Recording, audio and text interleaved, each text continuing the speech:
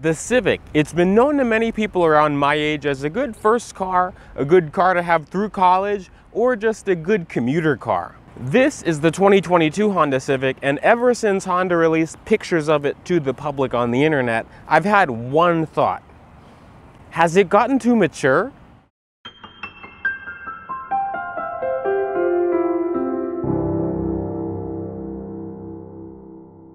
So the Civic first came out in the early 70s as a small 3-door hatchback. It was an instant hit when it first came out because of its small size, reliability, practicality, and fuel efficiency. Over the years, Honda introduced different variants of the Civic, like the Civic Coupe, Civic 4-wheel drive wagon, Civic Si, and Type R. All of these Civics were suited to meet different markets. And it's grown so much over the years that I think this Civic is the same size as a 7th generation Honda Accord. And now this one is the 11th generation. It literally just came out. As of right now, you can only get this Civic in a sedan because Honda discontinued the Coupe. We're supposed to be getting a hatchback variant pretty soon that should be revealed very soon. There's been some leaked images on the internet. It looks pretty promising. And as for the Si and Type R, the Si I'm sure will be a sedan, and the Type R will most likely just be a hatchback. This Civic in particular is a 2022 Civic Sport,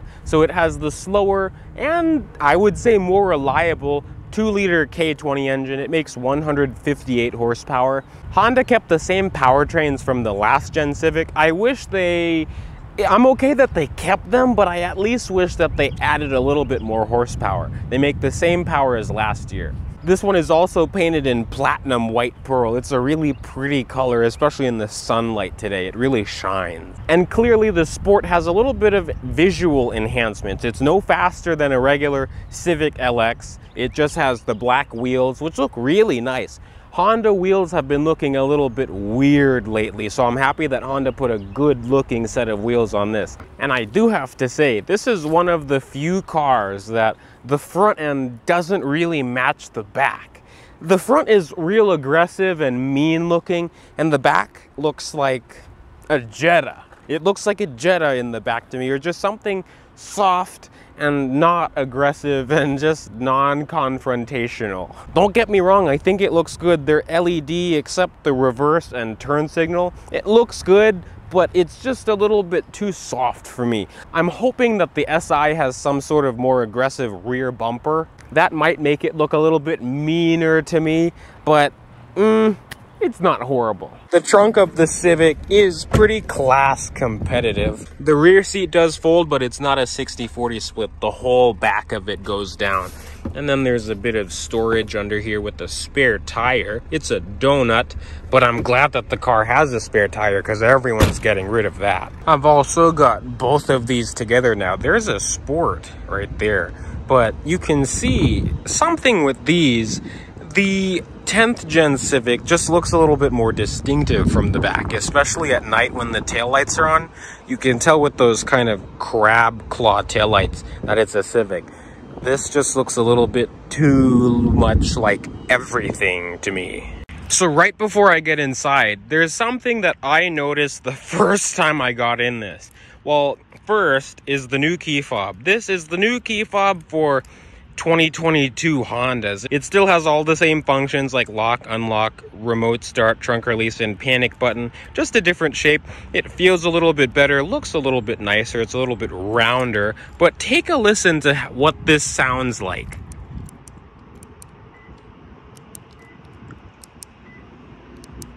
What does that sound like? Put that in the comments below. Honestly, let me just put this clip in.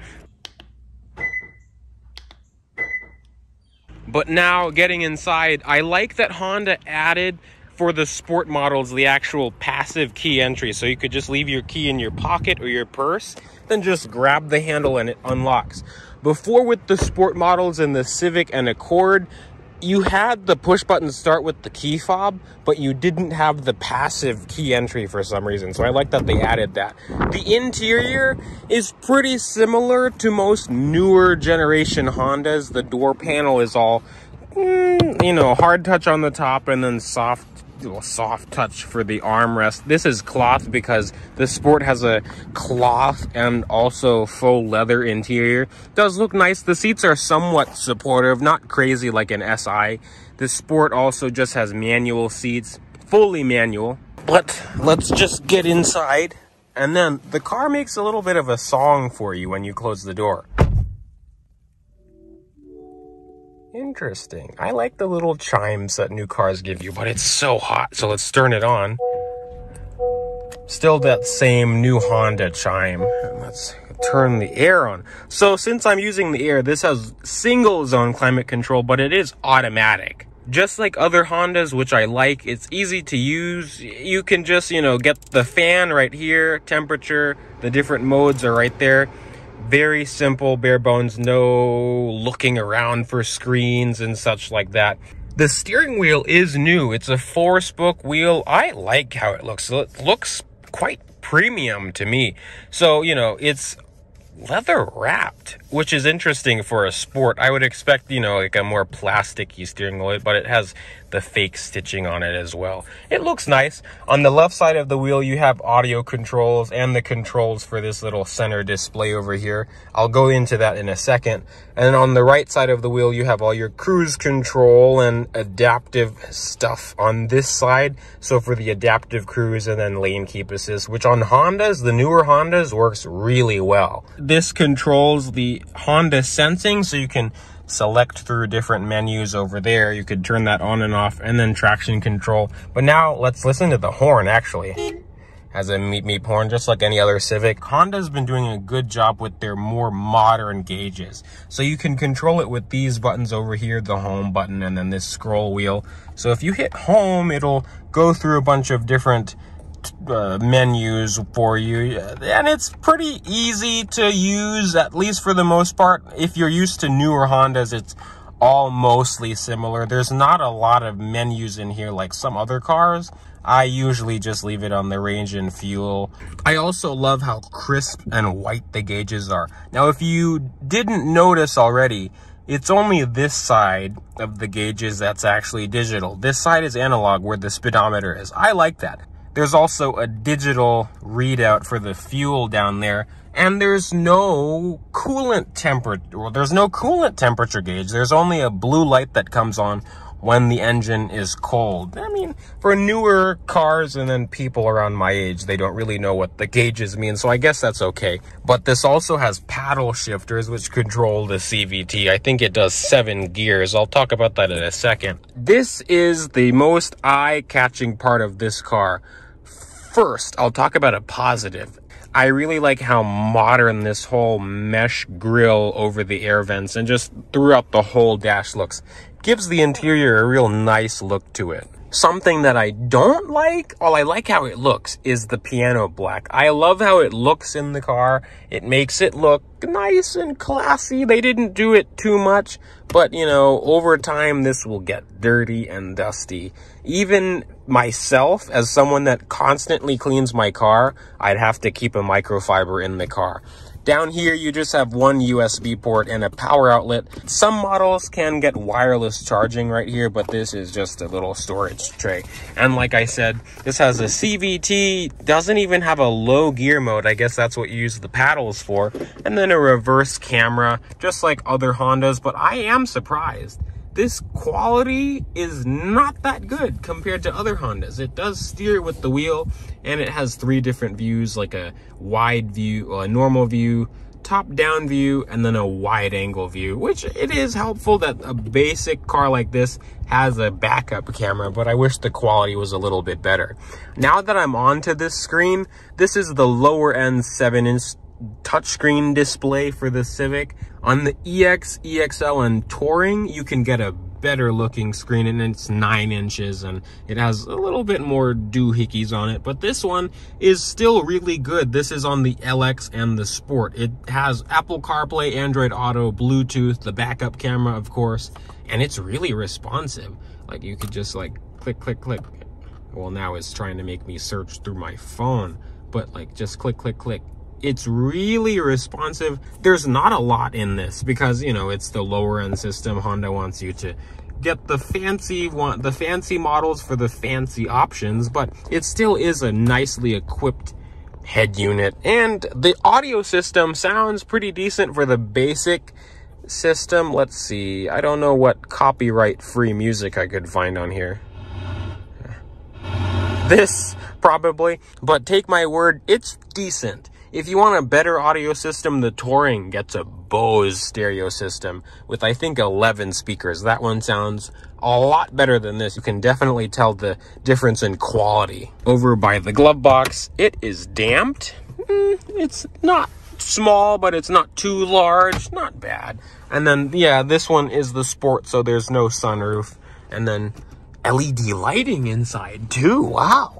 For the front and the rear. So for people my age, boys like me, or dudes like me, or people like me, you don't have to change the bulbs out on the inside of the car. Something else that's new for these more regular Civics that aren't the SI and Type R is a drive mode select. So you could put it in Sport, Normal, and Econ. Just like the other cars, they had Econ and Normal, but Sport is interesting. I'm interested to see how that performs later. This does have auto start stop, which I'm impartial on. And this kind of, not carbon fiber, but kind of carbon fiber-esque looking material.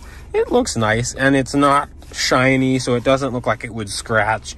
This is a good idea for a material here, and the cup holders are decently large too. So, and in the back, it's also pretty nice in here. The driver's seat is in my driving position, and I'm 5'9". 5'9"? I didn't know they stacked shit that high. And I can fit my feet way under the seat. They did a good job on that. And I have like 4 inches of legroom. They did a good job with rear seat legroom and even sideways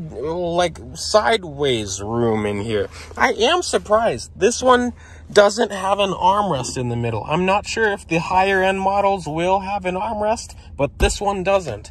I kind of expected this in the class. There's no rear air vents, which on a hot day like today would be nice that they'd put them here at least, but that's what you'd get for an Accord. And not even every Accord has the rear air vents either. So there's a few things to talk about the new Civic in terms of powertrain. There's not a lot going on with this one because it's the Sport, but there are a few engine options that we have now and that are coming in the future. So for my fellow gearheads and petrol heads, under the bonnet or hood of this, if I can find the hood latch,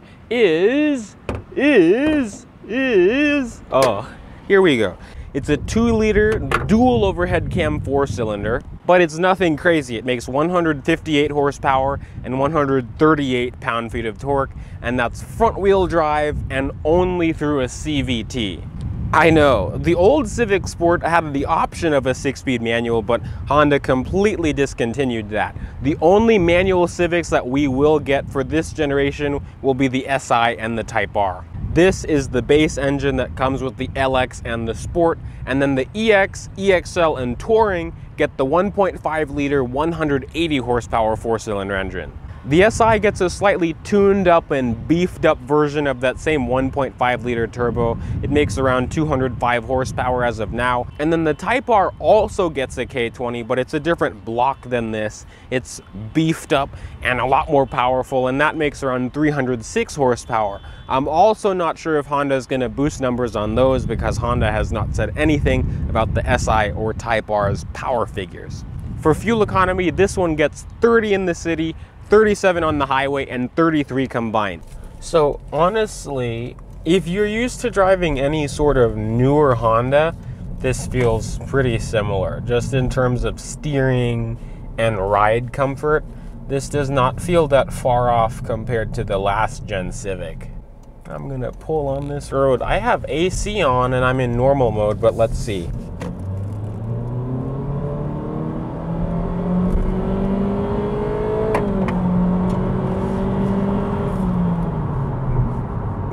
I mean, it's not bad, but it's nothing exciting. Nothing exciting at all.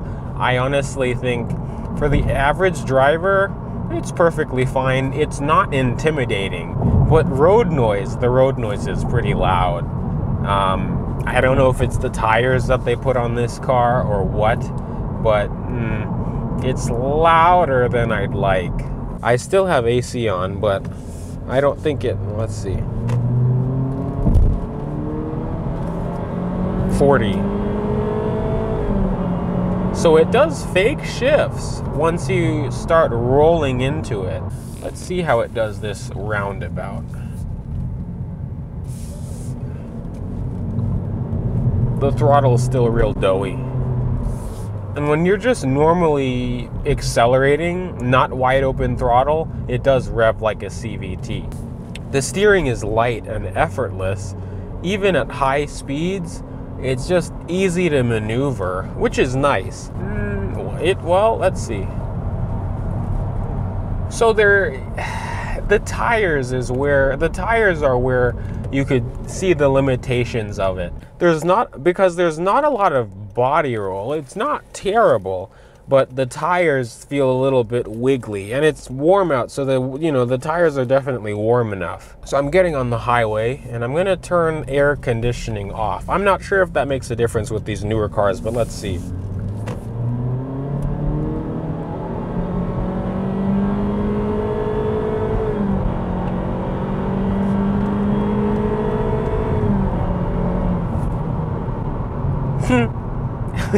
It's nothing crazy. If it was manual, it would probably feel a little bit more fun. Even that 1.5 liter isn't, in its like base regular Civic form, isn't that engaging to drive. And that's also paired to a CVT and front wheel drive. It does handle pretty well. It handles well. Civics handle well. Just because I can take this roundabout at like 40. Wow. It's not like a sporty feeling of handling well, but it doesn't have a lot of body roll. You really have to be pushing the car to make the tires start squeal. And let's be honest, most of the people driving this car, I think, would be city dwellers, which aren't going to be corner carving. So, the verdict. I honestly was thoroughly surprised with this 11th generation Civic. I was about to say 10th. It's a really nice looking car. It definitely feels more premium than the last generation Civic, the interior quality and such. It's kind of almost to the level of a Mazda 3. I do wish that Honda added a more engaging powertrain option for people that just want a regular daily driver, but they don't want the performance of an SI or Type R. But unfortunately, people don't buy stick shift anymore, so that's kind of just, whatever. I am honestly pretty impressed with this. The looks are I'm still thinking about the looks. I'm not exactly sure how I feel about it yet, but it definitely doesn't lose its roots of being a Civic, which is reliable, practical, easy, and somewhat fun to drive. Thank you for watching this video. Shout out to Sport Honda in Silver Spring, Maryland for letting me film this new Civic today. I hope you enjoyed this video. I had a fun time doing it. I've been losing weight and my shirts are getting so big. So if I untuck it, I'm gonna look like Ina Garten with this big blue shirt. But anyways, enough rambling. I'll see you in the next one. Bye, peeps.